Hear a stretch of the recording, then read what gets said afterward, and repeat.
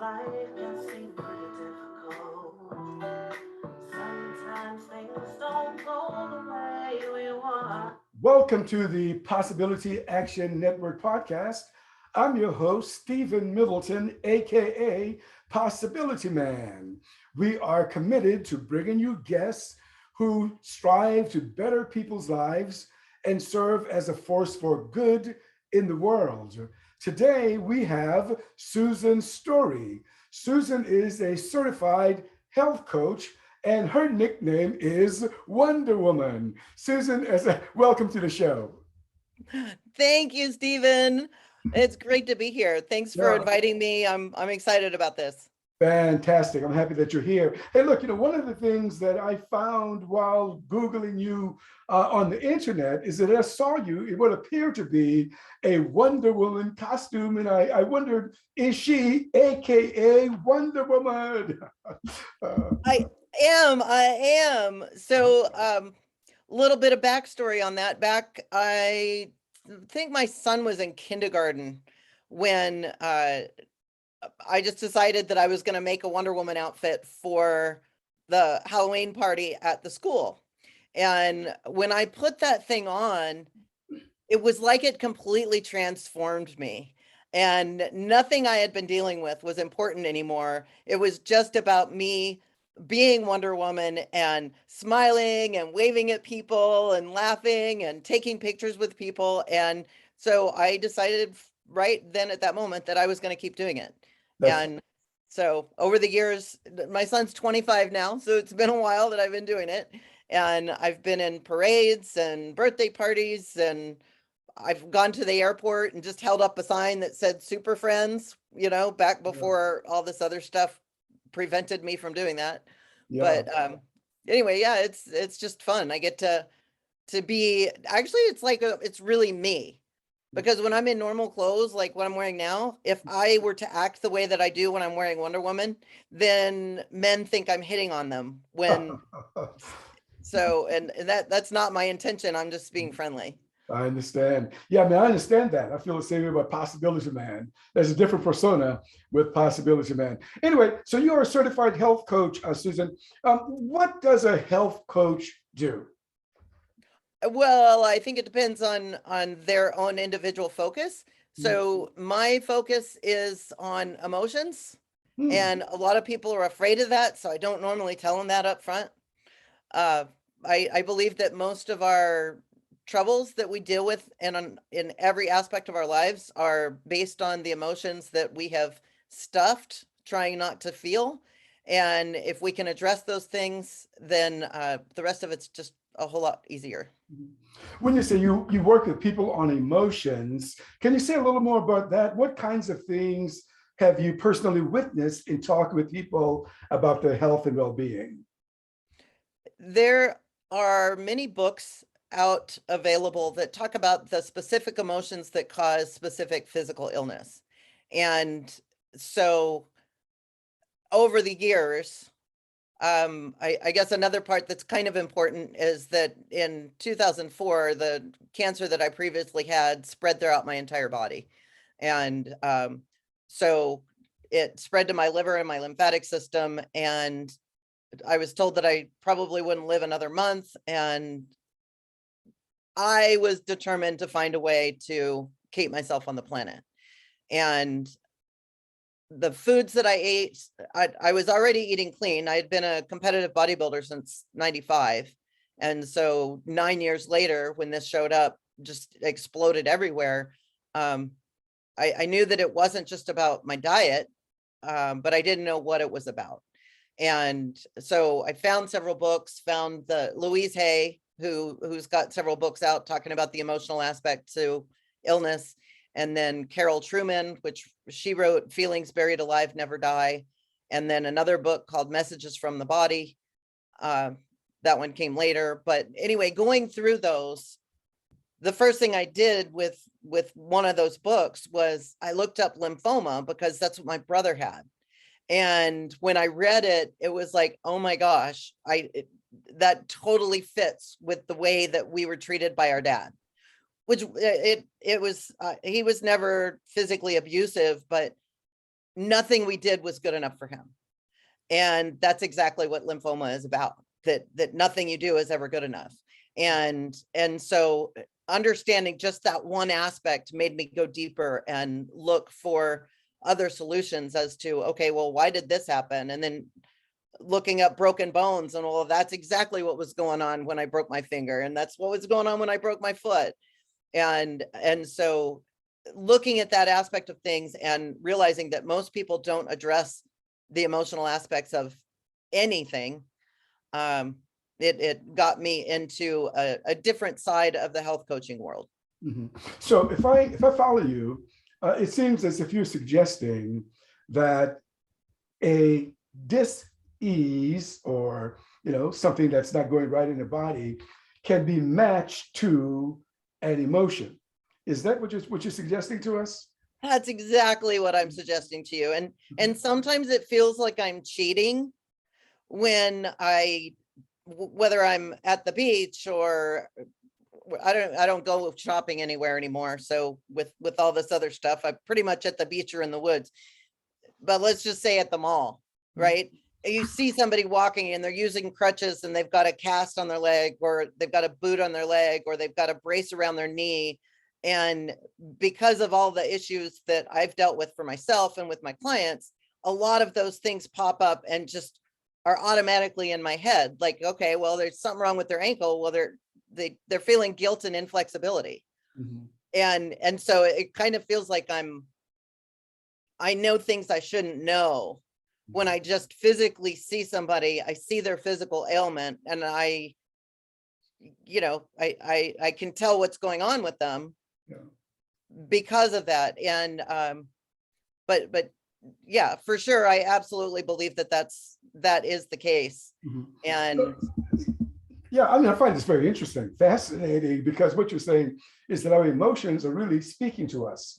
Our emotions are communicating a message to us. Is a lot like, and I heard a doctor say this once, that our emotional self is like an immune system that alerts us to what's going on in our bodies or in our minds. And I think this is how you're using that. Exactly. Yeah. Wow. So, and you're right. I think a lot of people are uncomfortable. Well, I don't know. Let me change that. Some people are probably uncomfortable talking about emotions. But you're saying is that if a person, let's say, tend to be anxious all the time, they could manifest certain types of symptoms. Is that about right? Exactly right. So what kinds of symptoms, and I don't want to put you on the spot with this, but let's use anxiety. What type of health symptoms have you seen manifest themselves as a result of chronic anxiety? So I just happen to have the feelings book right here because I almost always have it available. A friend was over yesterday and has ended up with blood clots and had a stroke on Friday. And you bring up anxiety, but that is exactly what he's got going on. He's got chronic inflammation from the anxiety that he's dealing with. So the inflammation is a huge aspect of anxiety. This book says feels unable to call the shots in life, feels boxed in, and feels helpless to affect a change. And when people feel helpless, oh my goodness, so many different things can happen with their bodies. They end up breaking bones, they end up straining muscles. But the biggest part with chronic anxiety, you end up, after the anxiety gets bad enough, then you're in chronic depression. Right. And so there's aspects of both of those that make people feel like there's nothing that they can do about their situation. It's never going to get better. And what's the use in even trying? And their posture, you can tell somebody who's chronically depressed by their posture when they're just standing. I mean, you've seen people that are, they're looking at the floor, they've got their shoulders slumped, they don't make eye contact. And it's obvious to a lot of people, but I guess there's a lot of other people that just don't pay attention to that. Right.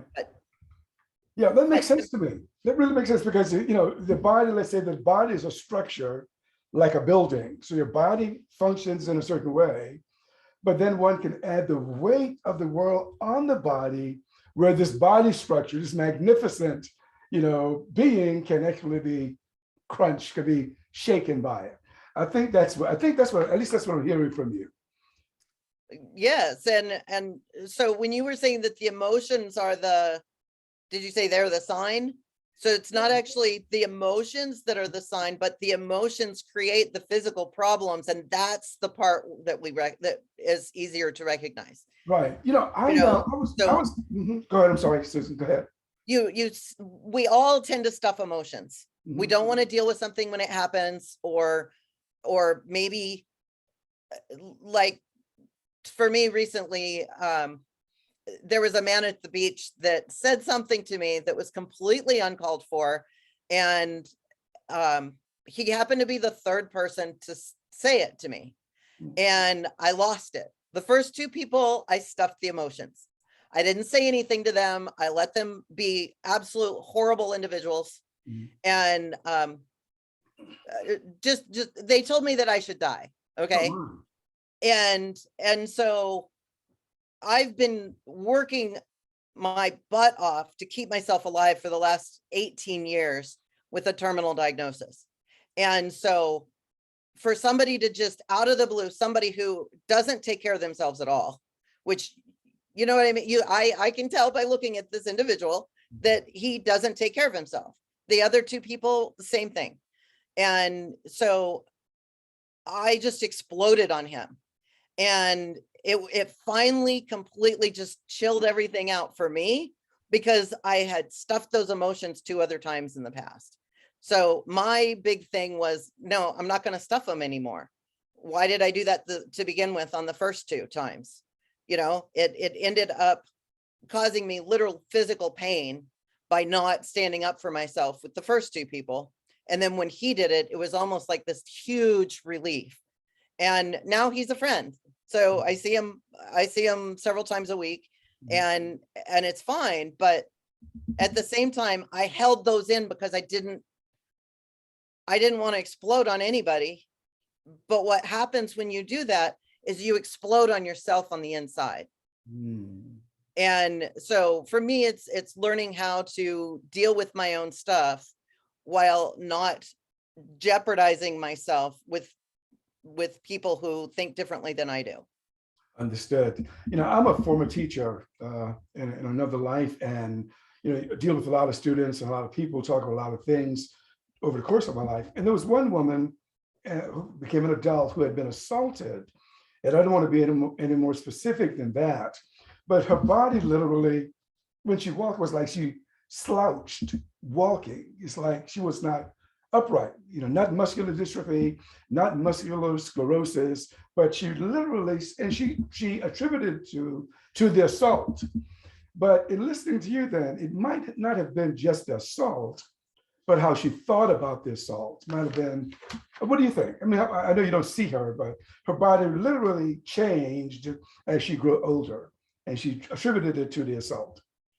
So I personally believe that whenever anything happens to us, we get to make the decision as to how we're going to respond to that situation.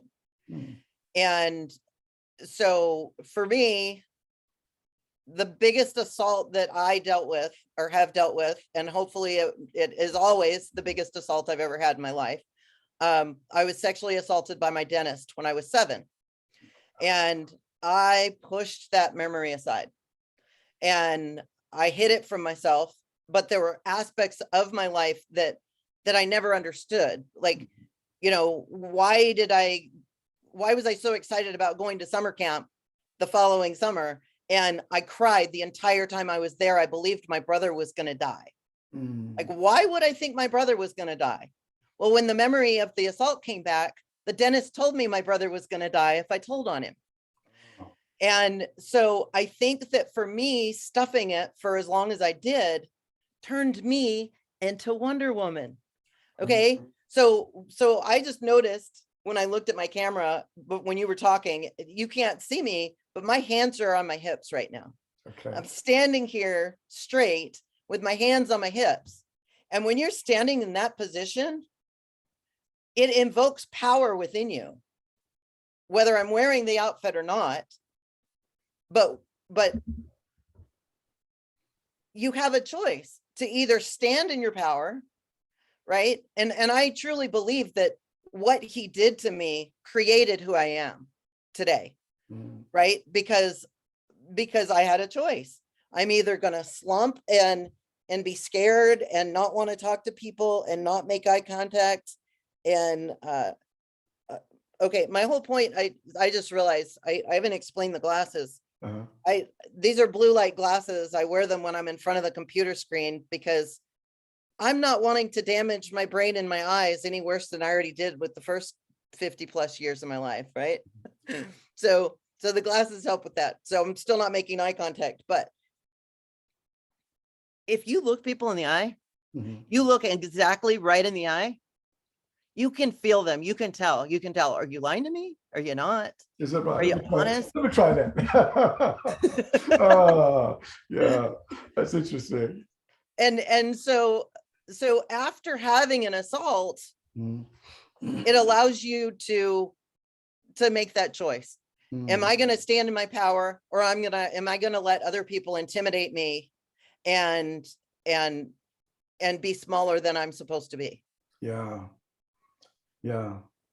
But so she has the opportunity to change her mind and to stand up and to learn how to breathe deep, because she probably wasn't breathing deep either.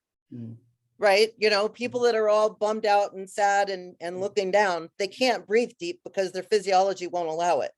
So when you're standing up and straight and have your hands on your hips, or Superman position, or whatever you want to do to make you, like, when you look up at the sky with your hands in the air, you can't be bummed out and sad. Yeah. I'm with you. That's very interesting. You know, with all of the energy, because we are energy after all, in addition to the meat that we see. Anyway, so let me ask you this now. So as I was preparing for this, I know that some health coaches who work on illness, you know, specifically, they talk about the concept of food as medicine. So as someone who works with emotions, does nutrition and diet play a role in your practice? Absolutely. Diet is huge. And people are willing to do different things, right? So whoever my client is, I have to find out what they're willing to do and what they're not willing to do. If they're not willing to eat the diet that I eat, that's totally fine. But what are they willing to do? What are they willing to change? What is it? We have to know where a person's at and where it is that they want to go. Okay. Right? If you don't know, like, I'm in Seattle, near Seattle, and I want to go to Richmond, Virginia, I'm going to have a very different plan than if I'm in Dallas trying to get to New York City.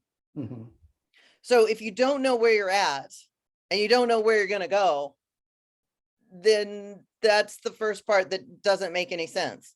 So you have to know where you're at, and you have to know to put in your GPS. Yes, I'm going from here to there.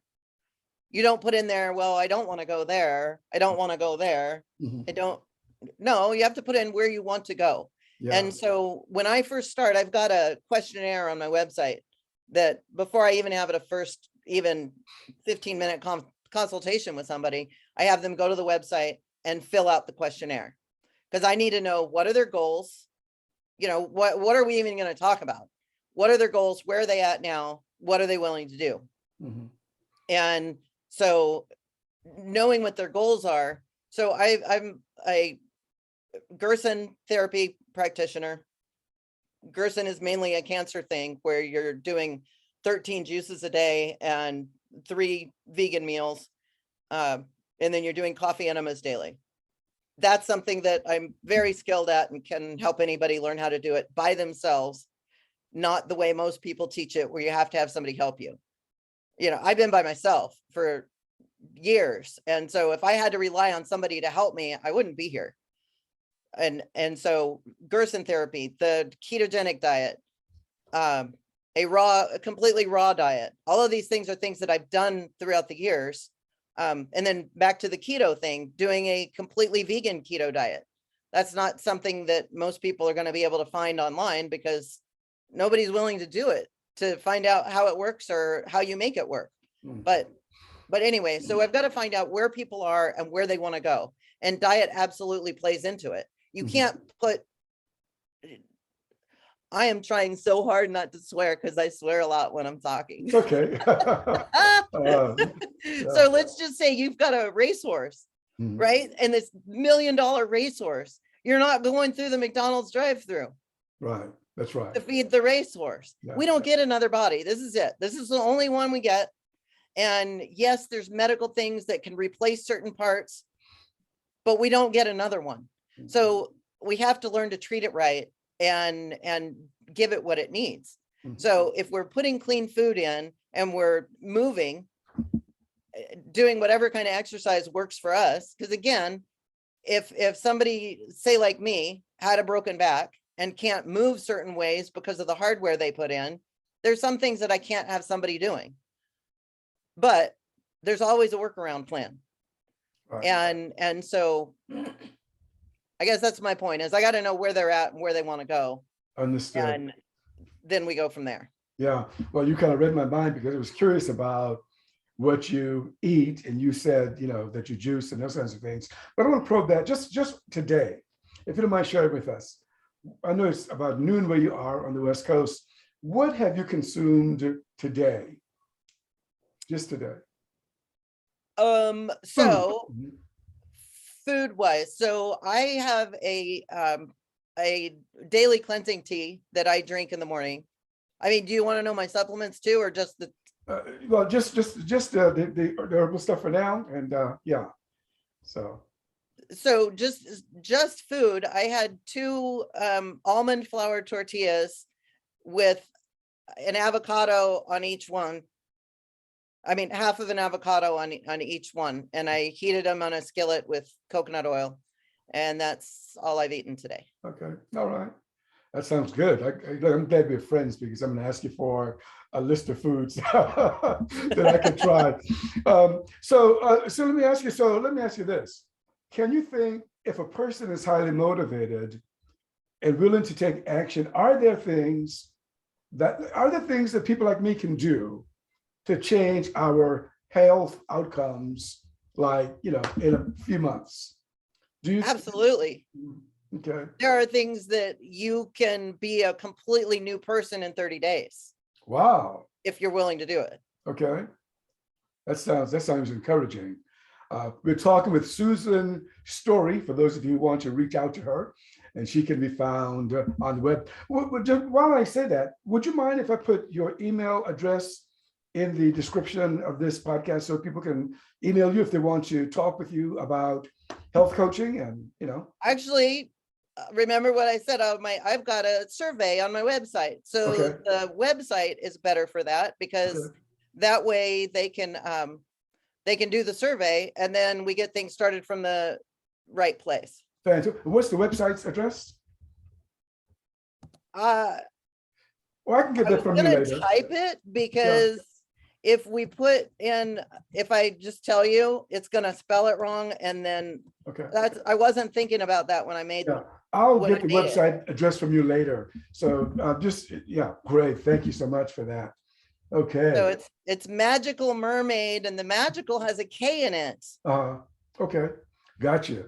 Now, Susan, I know that you've indicated that already, that you not only are a health coach, but you're someone who has benefited from the kinds of things that you share with other people because you have had your health challenges. Now, I'm going to give you an opportunity, Susan, to share as much of your personal health challenge as you care to and what you did about it. Would you be open to that?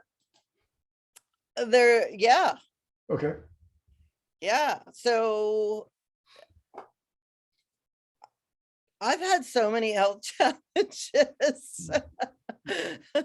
So I would say that the one that is the scariest for most people would be when the cancer spread throughout my entire body. And I had no idea how I was going to pull off keeping myself alive.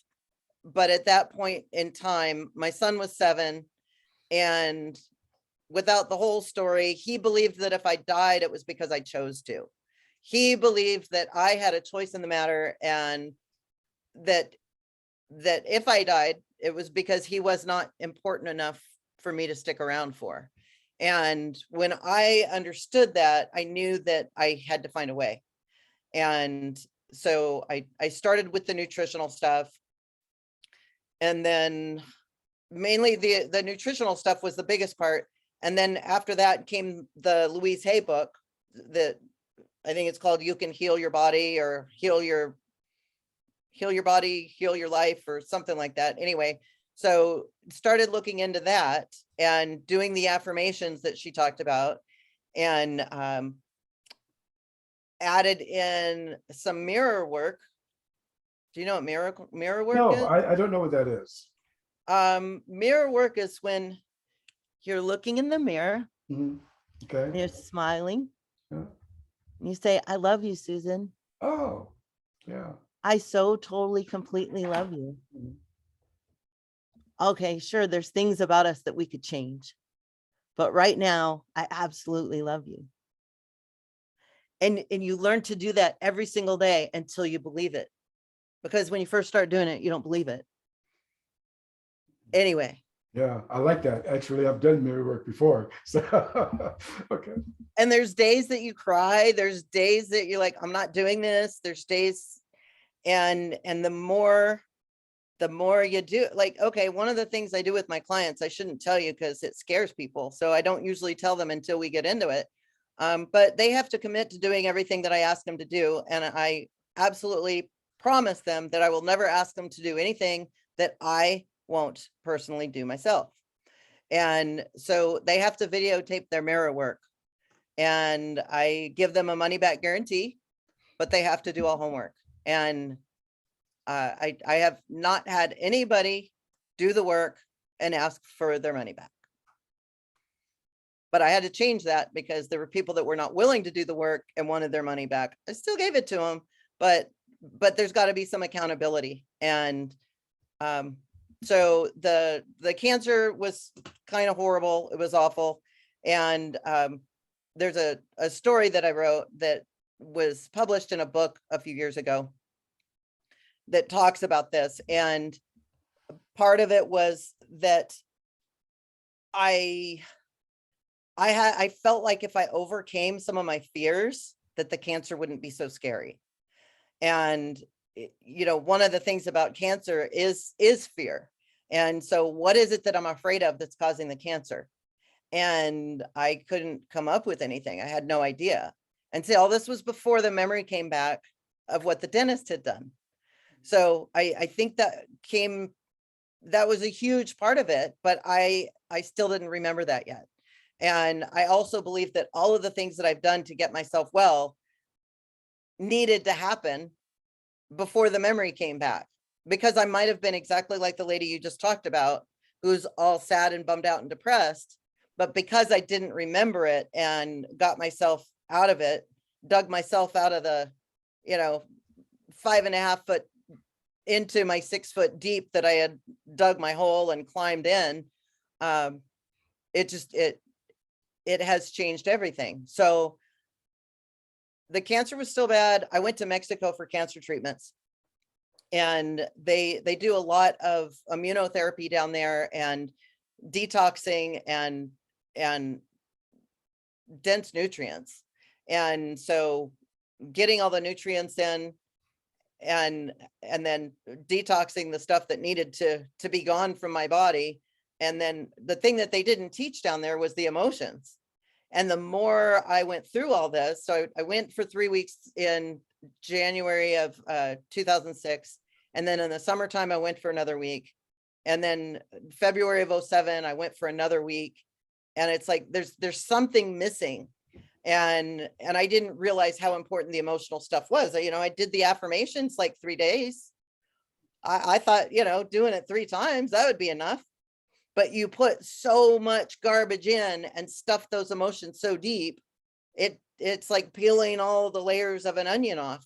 You got to keep doing it. You got to keep doing it. And so went through all those times in Mexico. And then somebody said, hey, there's this job opportunity.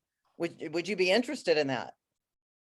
And at that point, I hadn't been able to stay awake for more than 2 or 3 hours at a time, and then I'd have to go to sleep again. And so I just, okay, well, yeah, I'll try it. And so I had the interview, and I passed the interview, and then I passed the background investigation and passed everything, and was offered the job. It was working for 911, and talk about stress. Anyway, so I get this stressful job, and 3 days after I finished the academy, I broke my back in a skydiving accident. And so the whole reason that I went skydiving was not because I'm a thrill seeker and wanted to jump out of an airplane, but yet the biggest fears that I could come up with were that I was afraid of flying and I was afraid of heights. And so I made that decision to do that. The first time I jumped, everything was pretty much fine. I mean, nothing bad happened. And being up there, and this area is, my perspective, absolutely gorgeous. And so being able to see Mount Baker to the north and the Cascades to the east, and then we turned around and could see the Olympics, and down south Mount Rainier, and I could see, close to where I live, even though it was like 12 miles away, you'd see it. So cool, so cool. And I just knew at that point, I just have to enjoy this, because I could be dead in less than 30 seconds. If the parachute doesn't open and something goes wrong, we're just going to hit the ground and at least enjoy my last minute. And so it was 2 weeks later, three weeks later, that I went back and had the accident. And so then trying to recover from breaking my back and having screws and rods installed in my back. And then when you look up L1, which is the vertebrae that busted, it's about not believing in yourself and that your finances are horrible. And it was like, okay, that's true. And so just everything that I've gone through over the years, I've looked it up in the books from the past and realized, yeah, that's what was happening. Anyway, so that job lasted for almost 6 years. And after I broke my back in 2007, I was afraid to go back. And then in 2011, the job got so stressful. I was having a hard time dealing with life in general. And the cancer exploded again. I had it all over the place again. And I just decided, you know what? That last skydive, even though it ended up bad, it helped me emotionally in so many ways. And I went back to the airport and made another jump. And then a year later, I made another jump. And then in 2013, I went back and got my skydiving license. And I've got 40 jumps now. And it was just an amazing part of life. But at the same time, when I'm talking about that, I'm not telling about the other parts, right? The part that every time I drive to the airport, I had diarrhea so bad, I didn't even think I was going to make it to the airport. And it wasn't that I mean, for me, yes, I was terrified. I was terrified to do it again, because every time I'd get on the airplane, my thought was, back to the, I don't want to hit the ground like I did in 2007. And we got to focus on what we do want. And then I would remind myself, no. And then I would see myself having this perfect landing, like how crows come in and swoop and then just gently land. Right. And so I kept trying to make that my mantra, is watching the crow fly. And that's how I was going to land. And I never had any other problems. So anyway, those are like the main details. What else can I tell you about? Yeah, well, I read your story and I found it fascinating that you were in the hospital, I think after you had your jump accident, and you told your doctor something about cancer in your liver. And what did the doctor tell you about that? So I told everybody that came in my room, you do not have permission to touch any cancer you find in my body. And so when the neurosurgeon came in, first of all, when he comes in and introduces himself and says, I'm a neurosurgeon, I was like, what happened to the orthopedic guy? Like, why are you here? I just have a broken bone. He's like, no, you don't. So it's a lot worse than we thought. So when I said that to him again, he says, well, where's the cancer? And I said, it's in my liver, it's in my lymphatic system, it's here on my butt, it's on my leg. And he said, I've got your CAT scan right here. And he showed me, and he's pointing at my liver, and he's like, there's nothing here. Wow. And I just started crying, because it was like, okay, it's been 1.5 years since I started going to Mexico, but it had been 3.5 years since the doctor told me I was going to die. And so it was just, oh my gosh, if I can get rid of the cancer in my liver, which, ask any medical doctor, they'll say that it's not possible.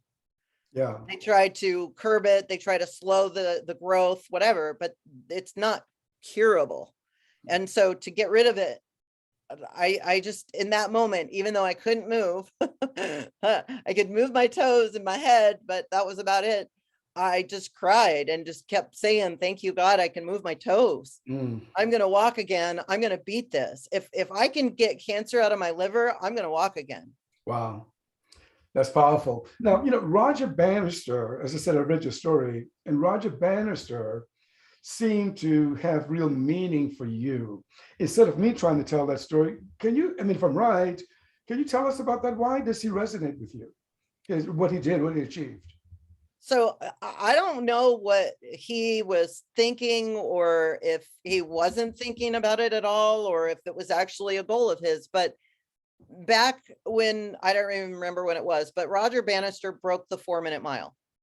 And before he did it, the world believed that it wasn't possible. And because everybody believed that it wasn't possible, nobody actually did it.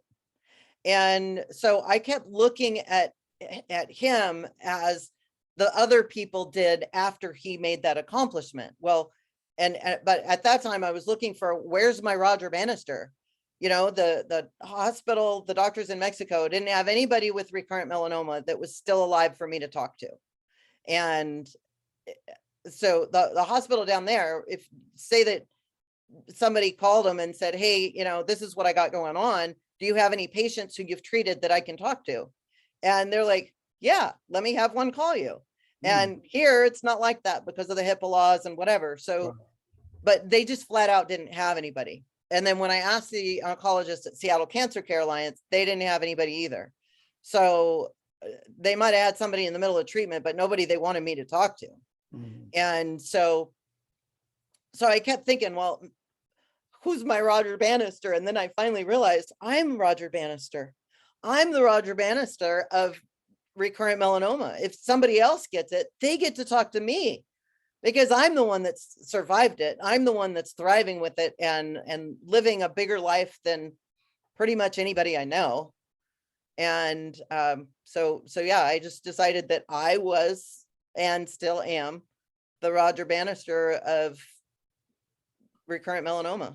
Well, that's powerful thinking. In fact, that's the kind of thinking that prompted me to start the Possibility Action Network and the Possibility Action Network podcast and #PossibilityBad, because it is possible. I mean, no one can tell you what's not possible. You know what I mean? So Right. That's something that a person can declare what's possible for themselves.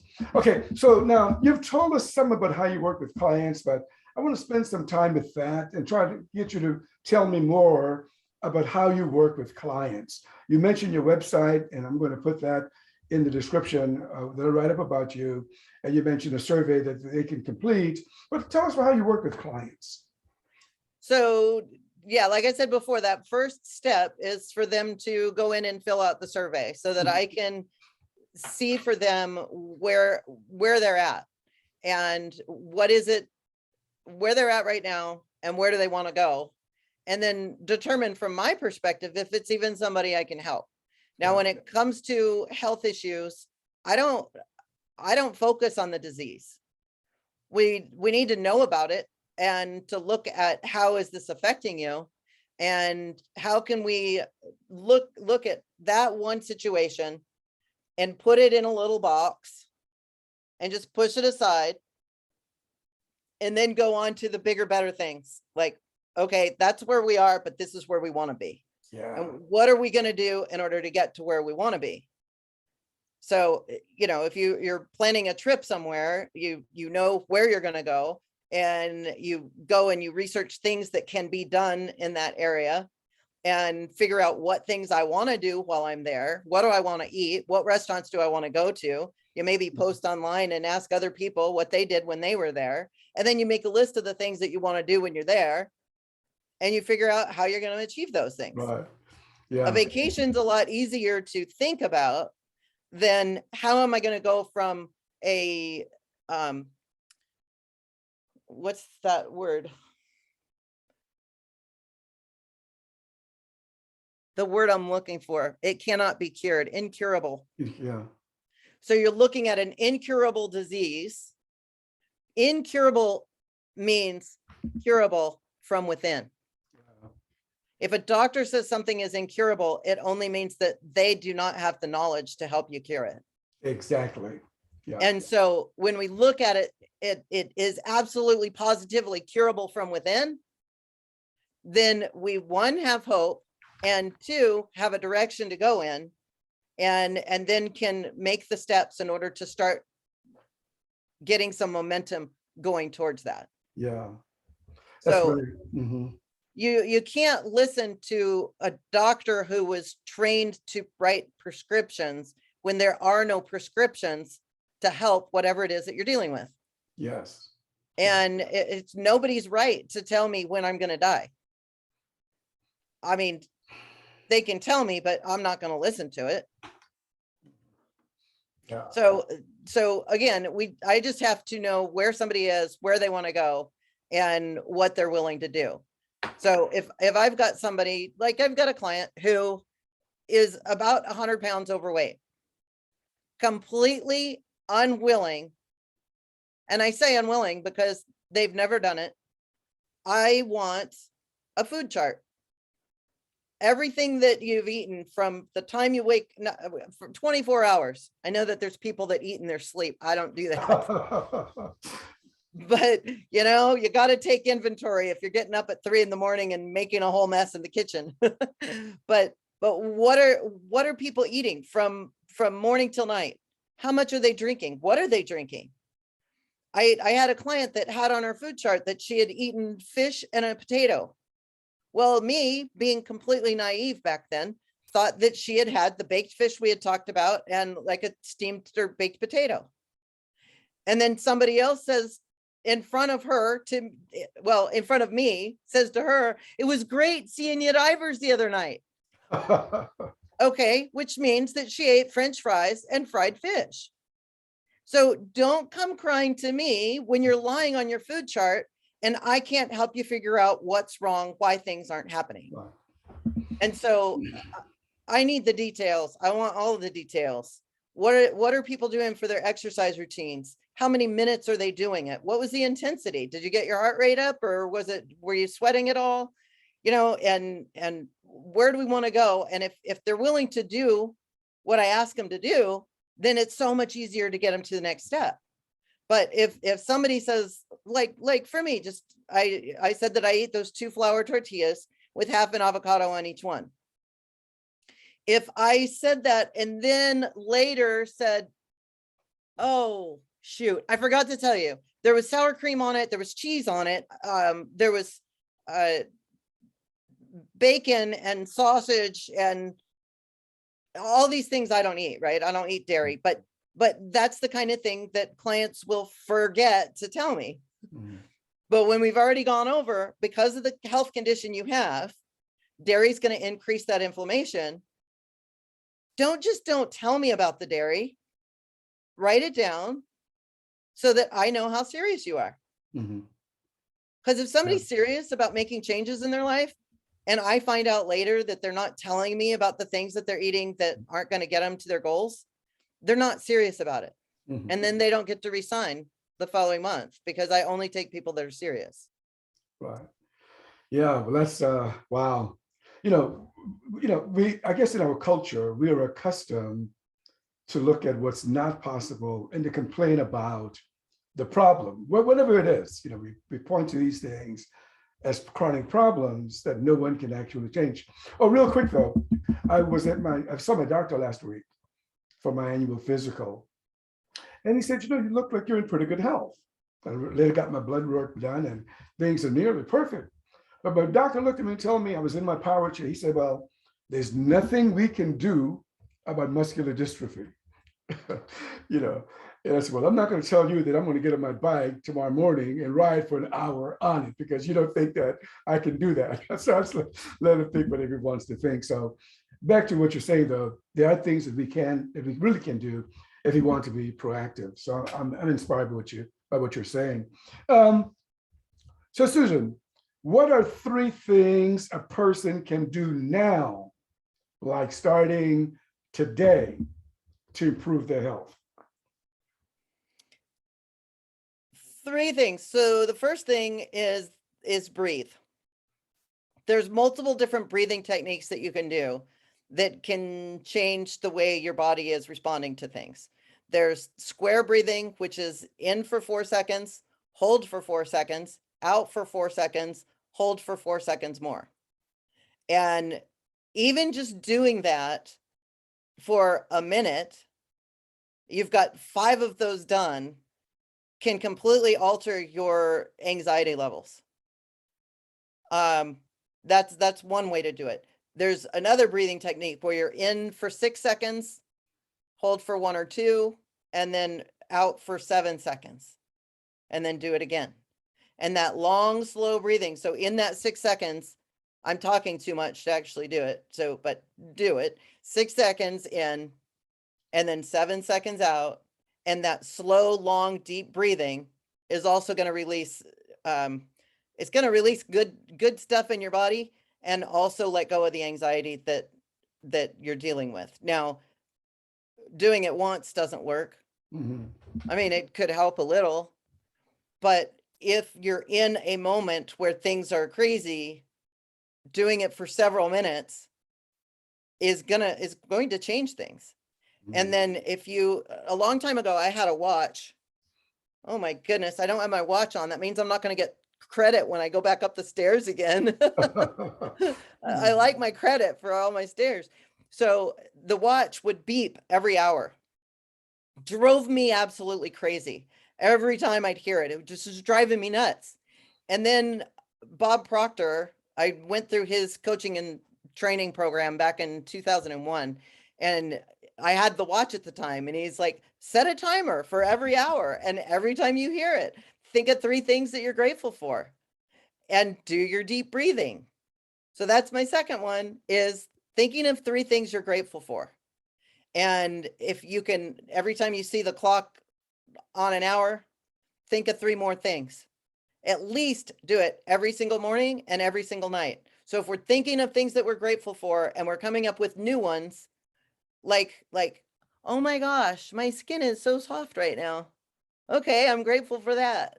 I was going to use the one that I shaved my legs, but I haven't done that in about a month, so they don't feel so smooth. Yeah. So that's 2 things. The third one is move. Get up and move. You mentioned your bike. People need to find things that they can do exercise-wise that they enjoy, that they're going to do, and do it every single day. It's not this, like you said, get on your bike an hour. You don't just do that once a month or the day after you go to a doctor and the doctor doesn't tell you what you want to hear. You do it on a regular basis. And if you can't do it for an hour, do it for 10 minutes. But Yeah, our bodies need to move. that's right. I like to BSU, hit that bike before sunup. So, and talk with you has inspired me to keep going. So what I hear you say is that we can make improvements in our bodies by eating the right kinds of foods, healthy foods, exercise, and I think with you I would add a third element, and that is be cognizant of how we use our minds. To show appreciation instead of showing criticism. So that's what I hear you say. Right. And I think one of the big things that most people don't recognize, which I know I wasn't, is that if I do something that might frustrate me a little bit, like I drop a glass on the floor and break it and it shatters, what do I say out loud when that happens? Or what do I say quietly when it happens?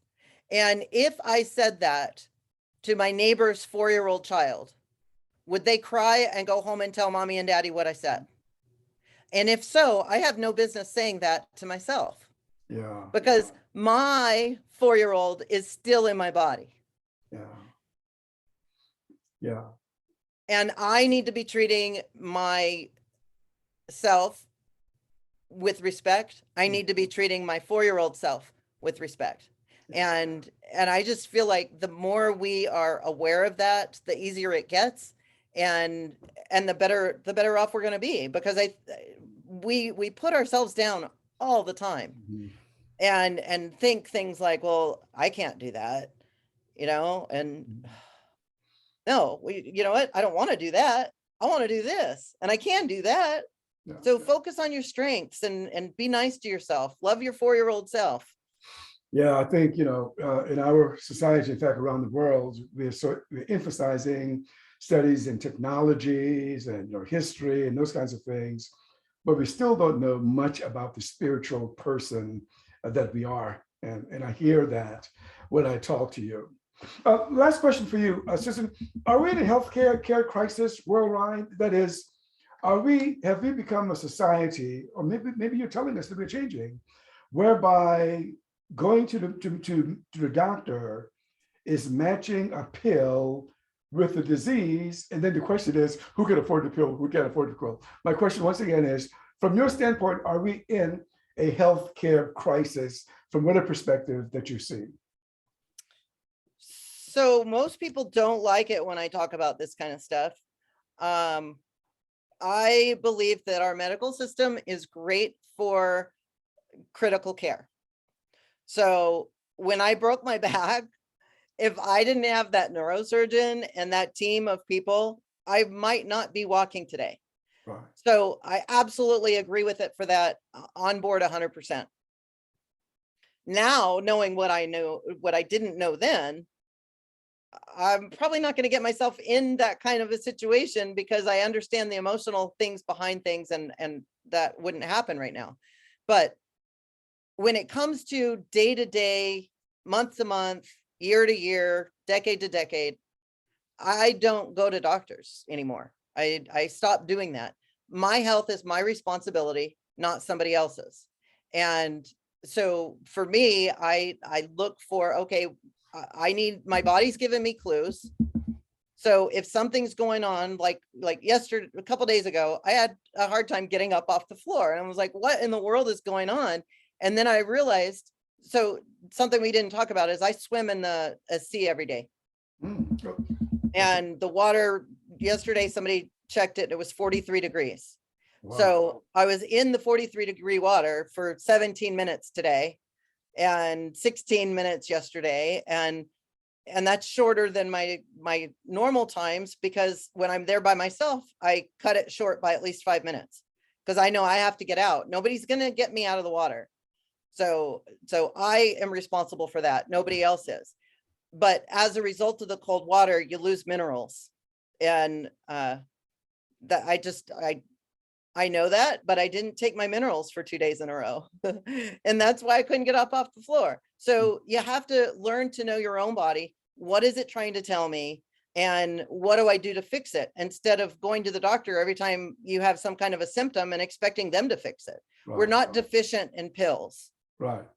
Yeah. But we are deficient in self-care and self-love. And the more you learn to take care of yourself, and I know that has nothing, people are going to think that has nothing to do with your question, but it absolutely does. It does. Take 100% responsibility for yourself and your own well-being, and treat yourself like $1 million racehorse, and see where you go. Sounds good. I love it. Well, Susan, I thank you so much for being my guest today. You were a great interview, and thank you so much. Well, thank you, Stephen. I appreciate the opportunity. Okay. Well, you've been listening to the Possibility Action Network podcast. Our guest today has been Susan Story aka Wonder Woman. We strive to bring you guests who work to better people's lives and serve as a force for good in the world. Until next time.